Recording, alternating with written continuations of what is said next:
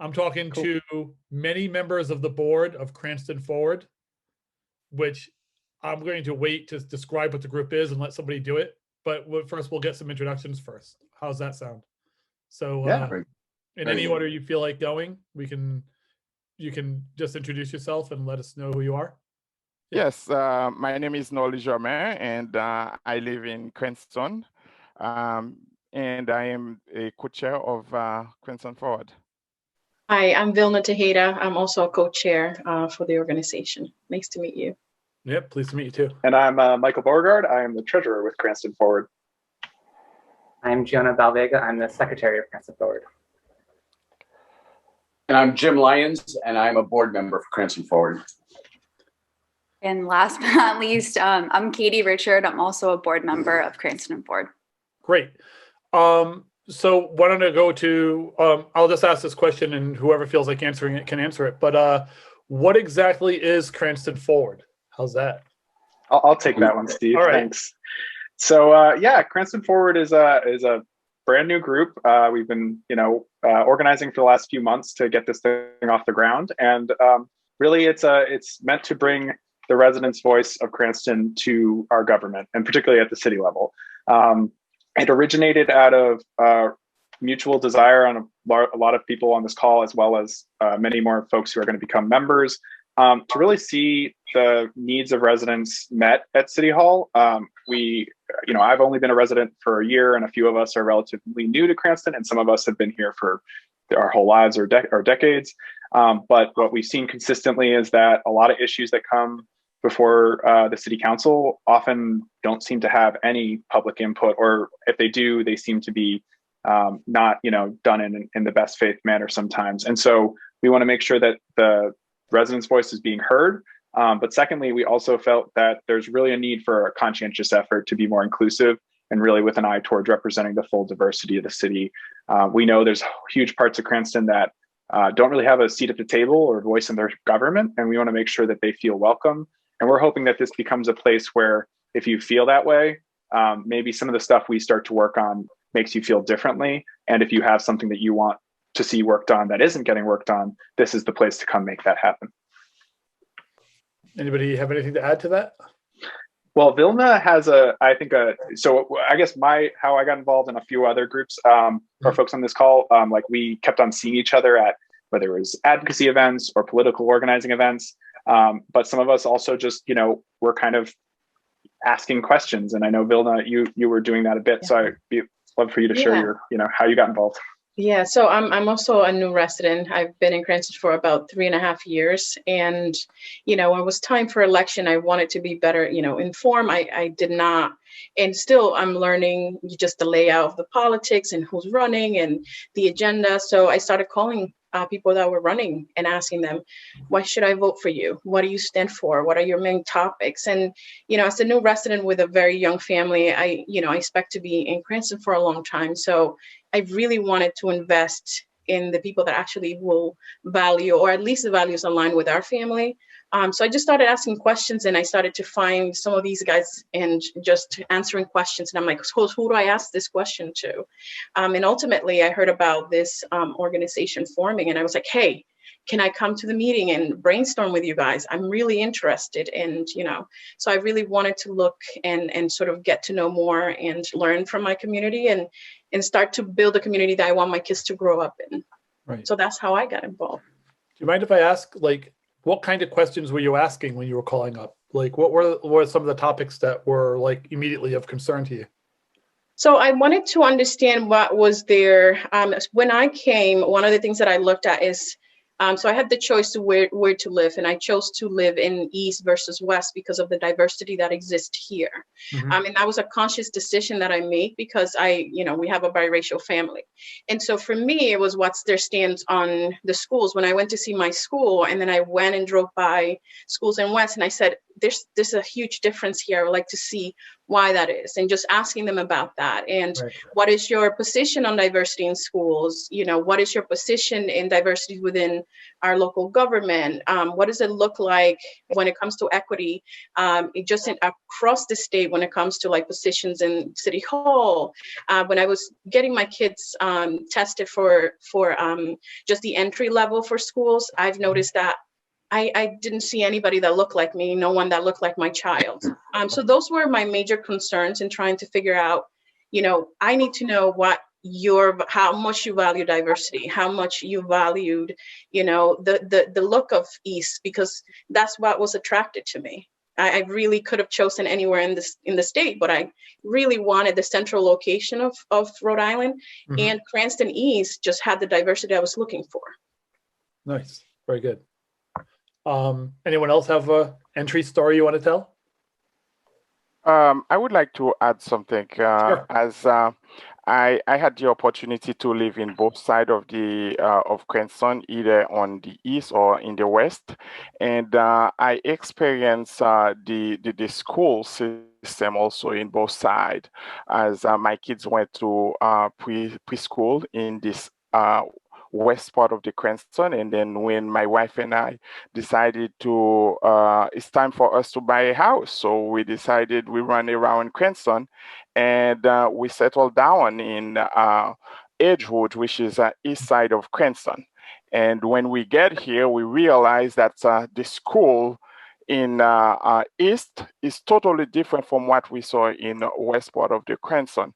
It's not like the teachers didn't have the same level of skills and of the training, but it's the structure. For example, you would see all the buildings, there would be, I mean, the maintenance would be different, and when you visit in the schools. So that's how we started getting involved in Cranston, especially going to all the city councils meetings, and we testified. And then with the experience of having, during the campaign, having all the candidates knocking on your doors when you ask them questions, as our co-chair says, asking them questions, you realize also that sometimes the good candidates don't pass. So you would see some candidates coming and they answer all your questions and they really have a good political programs, but at the end they are not the one, elected to the office also. So it's really helping working with those who could better represent the residents, who could better represent me and my kids, because Cranston is our home. We want our kids to feel comfortable either as just a regular citizen or either as a student in the city. And for the record, the campaign you were talking about was for a niece, right? Who? No, I'm talking about all candidates, for example. Oh, you know, okay. when you have candidates knocking on your doors, so they are willing to answer all your questions. Sure. Right. So, but no. Fortunately, you know, Annie not only she had a good campaign team, and also she has a good program, and constituents believed in her. They voted her. But in the other end, I'm not talking about the last elections. I'm talking about many elections that I had the opportunity of having candidates knocking on my doors. Right. So usually they have something to sell. And yes, they have to answer also our questions, you know. But at the end of the day, you said, "Oh, this candidate is great," but after the elections, on the day of the elections, you realize this candidate is not elected. So sometimes you see it's not fair enough, and having a group that can really get not only the reason the constituents involved understand better the candidates, so we can have the better person in power representing us as a diverse group living in Cranston. And so is that the idea of the PAC in a way, is to get more support for candidates who will do the kind of work that you're looking to have happen? Is that what this idea is? Is that what the PAC is for? So I think the goal of the PACs are for now is really to focus on the issues that we feel aren't getting enough attention or don't have the support that we'd like to see them get. Yeah. I think eventually, yes, we will probably be very much involved in elections, but I think what separates our group necessarily from what I've seen, in my past experience of community organizing is we're here for the long haul. We're going to continue to organize year round. We are all residents of the city we're organizing in, so we have a lot of skin in the game, and we really want to make sure this works. And frankly, we're trying to build something that, somewhat different, I think, from a lot of campaigns. As I think what Norley was saying alludes to is like people have the script and they want to sell you what they want to sell you, and when you diverge from that script, sometimes it's hard to get solid answers. And we want to start creating the culture here, and we're thankful to have some great elected officials who really do respond to their residents and are listening to what people need. But we think there's still a lot of room for improvement in terms of making sure that when residents have a serious concern, particularly when it comes to community development right now, there's a lot of projects that I think meet this criteria, but there's again with the schools and with diversity, which is those are the three, frankly, areas of our work is elections and community development, education, and diversity. And so we're going to have committees really to focus on those areas of issues. But we just feel like there's so much that needs to be done to make these things happen that just isn't getting done right now. Sure. I'd like to get some of the people who haven't spoken yet in, but so Katie, Gianna, or James or Jim, could you give me an idea of what you're thinking about when it comes to something like diversity, for instance? Like what would you like to see more of in Cranston in that way? Sure. So I'm on a diversity committee for Cranston Forward, and there is an effort going on right now. There's a diversity commission that was established here in Cranston. Right. And what's being worked on right now is for it to be more permanent, on permanent basis than it actually is right now. And we see this as an opportunity for Cranston Forward to become involved at the resident level. Again, spread the information of the Diversity Commission, ensure that what's in and their goal of the Diversity Commission actually happens. In the charter of the commission, it talks about a more diverse workforce at both the city level and the police level and at the fireman level, but all across all municipal employment for the city of Cranston. So we see it as an opportunity to an entryway for this Cranston Forward to become involved at the city level. Does anybody have an idea of what the statistics are on the city employment, like what it looks like? I mean, I'm assuming it's predominantly white because that's the case in most cities and towns in Rhode Island, but what does it look like in Cranston? I don't think we have that info right now. We do know, much credit I think should be given to, the Cranston Police, who recently had a cohort, I guess, that is 36% folks of color, and that's definitely improvement. We want to see that kind of recruitment across the board for teachers, for firefighters, and for city employees.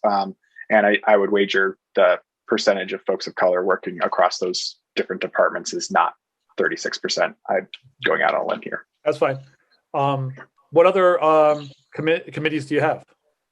So I'll now pass it over to Katie and Gianna, who are working on the Elections and Community Development Committee with me, and they can talk more about that. Yeah. Sure, that'd be great. Yeah, so the Elections and Community Outreach is a committee that is sort of focusing on major issues. Like a good example, we didn't focus on this obviously because it's over, but like the Costco project, that was a major thing. So it's like rallying people around things like that to get people aware of what's going on in the city. Something that we are considering working on is the whole prison redistricting issue that's coming up soon. So definitely something to consider.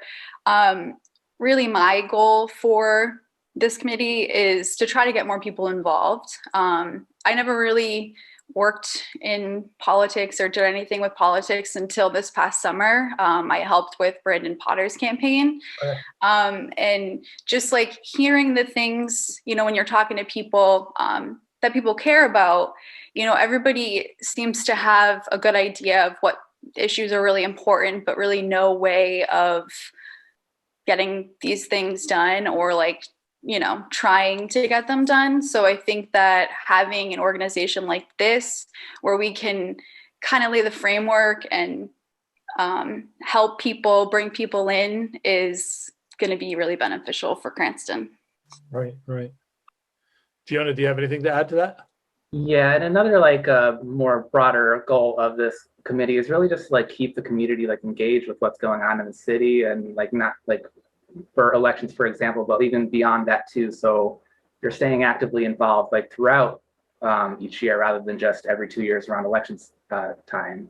And Right. instead of having to like reappoint the community with like all their elected representatives and like reintroduce who they are and explain to them what they've done over the past 2 years, where trying to like make sure that they stay aware of what's going on in City Hall, what's going on in the General Assembly, like throughout each year, rather than just try to convince them why they should vote for someone every 2 years. And what kind of issues do you see coming up at City Hall that you might want to have a say in? Well, as Katie touched upon too, one issue coming up is the issue with redistricting wards based off of the prison population that we would like to look into more and have a say in. Do you know if the redistricting in Cranston is going to be affected beyond the prison issue? Because every time we do this, we get to rewrite our districts ever so slightly. And sometimes those can be done for political purposes. And I'm not really aware of what Cranston does locally for the different wards, but there could be some changes there that would have positive or negative effects on the population, depending on how it's done. So yeah, so there were a couple charter amendments passed in the 2020 election, which, based on how they were written, should really hopefully provide some protection against things like where a current candidate or elected official resides, as well as political considerations. We'll see how that plays out, obviously, in the coming year. But I think right now it seems like the process is in a bit of a holding pattern until we get the data from the Census Bureau, and then the state's got to do its lines. So it's definitely seems like it's going to come to a head, I think, in the beginning of next year. But we definitely want to be out in front of this because we know, as has happened in the past, the courts are not necessarily a great way to get justice. Yeah, Uprise Rhode Island plans to be very involved in the redistricting campaigns, whatever they look like, and we want to be covering that in as many ways as possible. So please let me know if you have any issues or things are coming up in Cranston, because I would love to know and stay on top of that, because I've been in a lot of different cities and towns and the state as a whole. So we would love to, and I think we should give a shout out to the Prison Policy Initiative and ACLU, who have been ACLU in particular, who have been fighting this good fight for far longer than we have. So we're going to try and be good allies and figure out where it makes sense for us to be involved in this. Fantastic.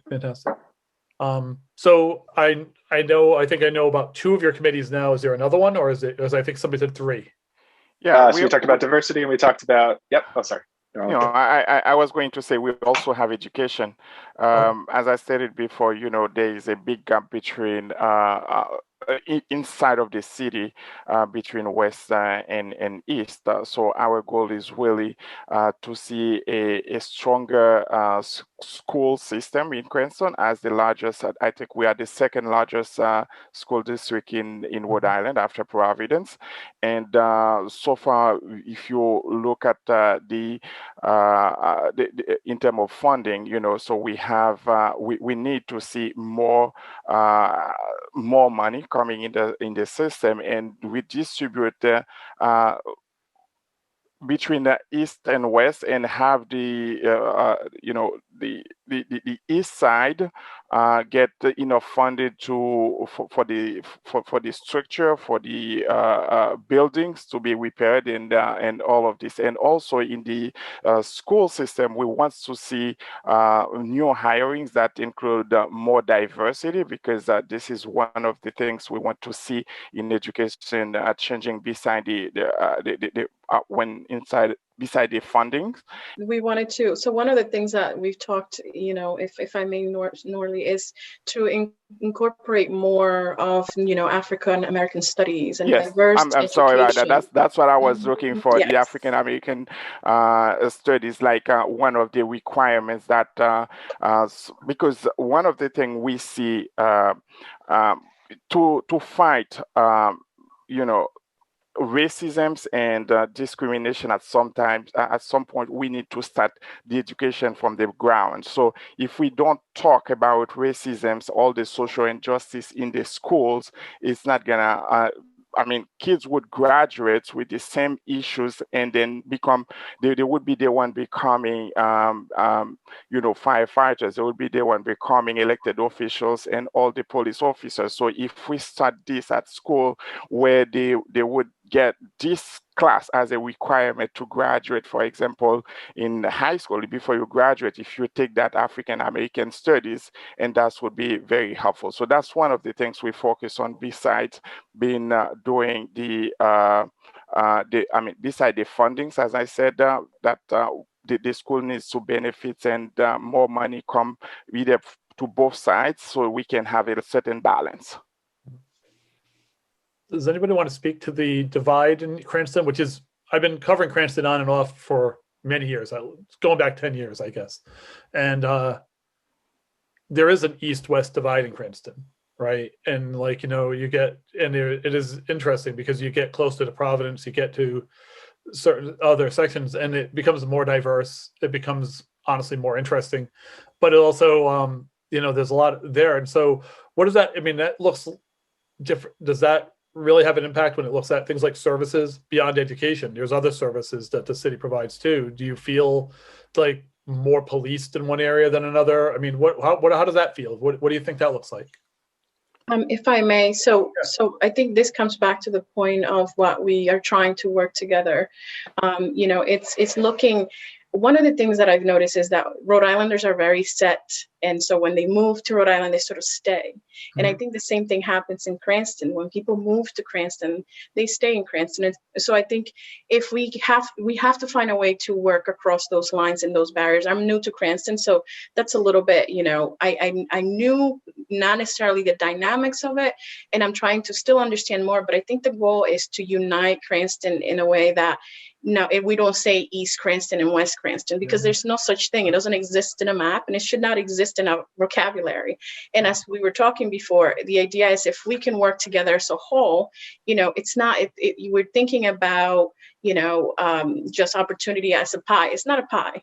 We really can, if we work together, if we're able to bring both, it will be Cranston. And so that's why, the organization is not West Cranston Forward or East Cranston Forward, is Cranston Forward, with the goal that everybody can come in, because like I said, I could have ended up in West. And one of the things that I did as a new resident is I drove around 5:00, to see how the communities look before I moved.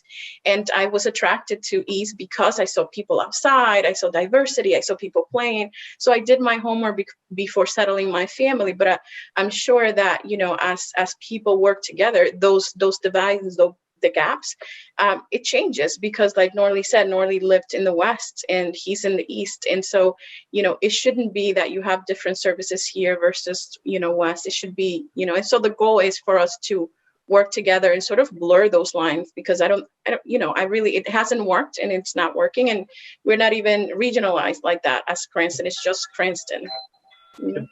Good. Very good answer, by the way. Thank you. What other questions should I be asking? Because I know you have a full set of policies that are coming in the coming month. And so I won't ask too much about what those policies are, because I think you've given a lot of hints. But what other things do you want to talk about? What didn't I ask that you would like, that you're excited about, that I should be asking about? Tough question, I know. I guess I'd say how people could get involved in Cranston Forward if they're interested. So we have members of Cranston Forward. To be a member, you pay dues, you sign an ethics form for code of conduct that we, as not just a board, but the members also helped develop that. If people do want to be a member and do that, they pay the dues, they sign the form. But if they don't want to commit to that, they can still volunteer and be part of community initiatives and things like that if they want to do that. The other thing I forgot to mention is you do have to live in Cranston to be a member, but you don't have to live in Cranston to volunteer and help out. And really, we're, to that point, we're open to collaborating with anybody and everybody, groups outside, statewide, as well as folks who are here. I will just mention, to close the loop on that, we're at cranstonforward.org. So if you want to, do either of those things, and like Katie mentioned, like we anticipate a lot of people aren't going to necessarily want to be voting members right away. And so signing up for the email list, we will keep you informed what's happening at the city level, and we'll give you opportunities to plug in if you want to. So you can really get a lot of the benefits. You just won't have a say in like setting the agenda, which if you do want to set the agenda, come be a part of this. We also have, I think, a pretty awesome sliding scales dues structure that hopefully won't present a barrier to anyone. And if there is finances are a barrier at all, we will gladly waive annual dues fees for anybody to be a part of this. So we really want to make this as open and inclusive. It's really just, expressing some interest in coming and being a part of the meetings. We meet twice a month, the first Wednesday and the third Wednesday of the month. We have member meetings at 7 p.m. So we try to do it at a time when people can plug in, and we will do it, via video call every time. So if you can't, you don't have to be anywhere in person. You just got to be at your computer and pop in. And eventually, maybe you'll start doing some more public forums once we're freer to do that. Because totally, yeah, I think we're really excited about this summer and getting outside and maybe talking to residents. Yeah, I'm also looking forward to like maybe having a more normal next election period where we can have election forums where you can bring people in and talk to them, and those are very exciting for me. So I look forward to those every couple of years. We would love to host something down the road. So, and we're a nonpartisan organization. People can make their assumptions about our values, but that's really what we've brought ourselves together around, is our values. And so we are going to, try to talk to everybody and really bring as many people along with our vision of what Cranston residents want and need. So we're really, trying to be as inclusive as we can be. Well, I'm very excited to see this, a diverse group of Cranstonians working on this. I'm really happy for you, and thank you for the work. And I'll be putting up a piece on this probably by Monday at the latest. Could be up tomorrow. I'm not sure what my schedule is like right now, but I'll have this video. I'll write a little stuff. I have your press release. We'll pull it all together and make it look good. Is there anybody on your board that isn't here that you might want to mention by name, or should we just leave it? Who's here? I would just mention one person who wasn't able to be here because it's relevant to the education stuff Norley talked about is Mia Lomair, who's one of the students from the anti-racist Cranston Public Schools group. And so, we really have a great range. She's, I think, in college now. So we have a range of age, ethnicity, diversity, but also people who have been doing this work prior to coming involved. And I think that's a testament, I hope, to what we're going to do together, that people would, they have the thing that they care most about, but they're coming to be a part of this bigger table because we would hope that we're going to add a lot of momentum and energy to that. And so, there's a lot of other great folks who are part of the membership who bring expertise in a whole lot of other areas. So we're going to keep, pulling people in as we go.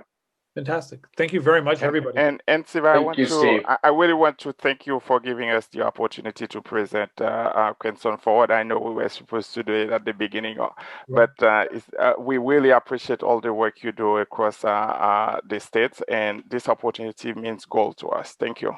Thank you so much for everything. This is great. Yeah, you're the best, Steve.